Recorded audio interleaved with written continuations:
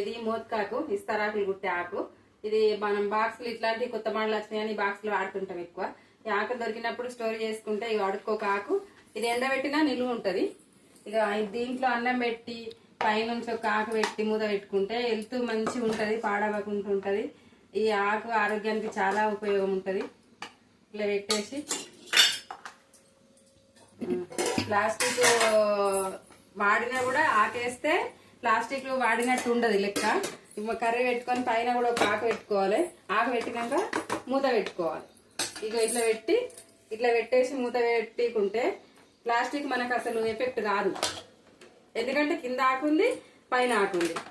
ఇక మనం ఎట్లా తిన్నట్టు ఉంటదంటే వెనుకట ఈ ఆకులు వేసి టవల్ వరిసి టవల్లో ఇస్తరాకేసి దాంట్లో అన్నం పెట్టి సర్ది కట్టుకొని పోయేటోళ్ళు.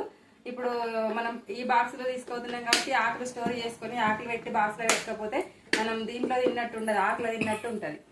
ట్రై చేయండి తప్పనిసరి, ఇది ఎంత మంచిది.